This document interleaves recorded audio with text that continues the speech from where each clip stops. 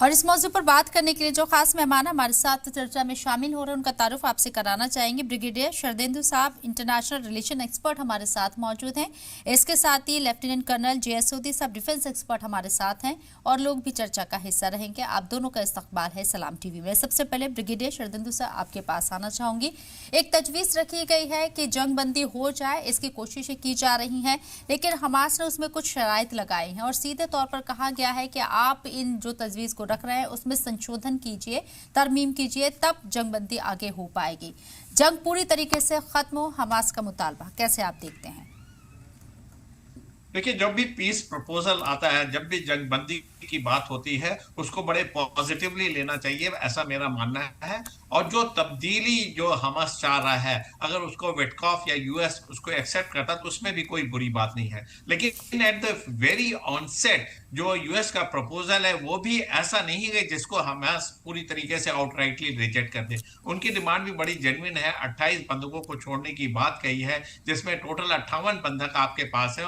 उसके बदले में आपके 1236 पैलेस्टीनियन जो इसराइल में बंद उनको छोड़ने की बात कही हो, और 60 दिनों का युद्ध विराम। और उसके बाद जिस तरीके से रूपरेखा आगे बनेगी उस हिसाब से एक्शन होगा। देखिए, हमास को डर किस बात का? हमास को लगता है कि अगर वो इस चीज को मान लेगा तो 60 दिनों के बाद ये जंग फिर शुरू होगी, इसराइल फिर से उनके ऊपर हमले करेगा और इस बार उनके पास बार्गेनिंग के लिए कुछ भी नहीं बचेगा। लिहाजा इसलिए वो बड़े फूक फूक के कदम रखते हैं और टाइम टू टाइम उन्होंने जो विटकॉफ का जो प्रपोजल है उसमें संशोधन की बात की है। लेकिन ये अमेरिका को एक्सेप्टेबल नहीं है, क्योंकि अमेरिका एक बड़ा शक्तिशाली देश है। उसको लगता है कि उसने अगर पीस की गारंटी की बात की है और साथ में उसके गारंटर एक इजिप्ट है और कतर है, तो अब हमास जो कि आज की डेट में बैकफुट पे है, उनकी लीडरशिप ध्वस्त है, उनके लड़ाकों में कमी आई है, उनका मास सपोर्ट कम हुआ है, वो पूरी तरीके से मार्जिनलाइज्ड है, उनके प्रॉक्सीज देखिए आज की डेट में मार्जिनलाइज्ड है। तो उनके ऊपर ऐसा कोई वजह नहीं है कि वो इस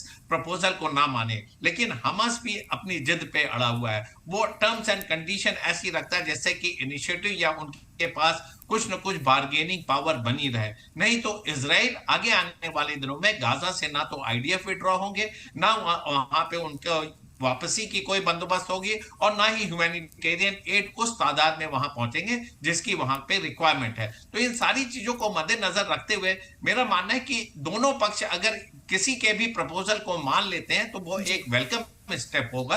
लेकिन एक स्टैंड ऑफ बना हुआ है, एक जिद बनी हुई है, अमेरिका की भी जिद बनी हुई है कि वो 18 बंदकों को या 10 जिंदा बंदकों को रिलीज करना चाह रहा है और 18 की लाशें वो लौटाना चाह रहा है। 28 वो गिनती के पूरी कर रहा है, जबकि अमेरिका चाहता है कि 28 बंदकों को रिलीज किया जाए, तब 60 डेज का ट्रूस वहां लागू होगा। तो दोनों ही प्रपोजल में ऐसा कुछ भी नहीं है कि ना मानी जाए, दोनों की तरफ से बातें सही हैं। अमेरिका का कहना जो 58 बंधक है वो काफी समय से 19 महीने से देखिए बंधक बने हुए हैं, उनकी सोचिए उनके ऊपर क्या गुजर रही, उनका क्या कसूर है। वो आज तक यातनाएं और दर बदर की ठोकरें खा रहे हैं और उनके सामने एक जिंदगी और मौत की तलवार लटकी हुई है। और दूसरी तरफ हमास का कहना है कि आपने 54,000 लोगों को मार दिया, इतने लोगों को बेघर कर दिया, क्या गारंटी है कि यहाँ पे पीस लौटेगा? तो दोनों पक्ष अपनी अपनी जगह पे सही हैं, लेकिन कोई भी पक्ष अगर एक दूसरे का प्रपोजल मानता है तो उसमें बहुत हानि नहीं है। देखिए, डिस्ट्रक्शन तो हो गया गाजा का, तमाम तरीके की एट्रोसिटीज हैं।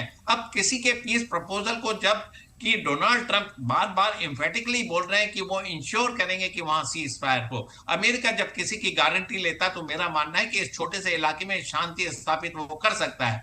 लेकिन क्यों नहीं मान रहा है हमास, ये मेरे समझ से परे है।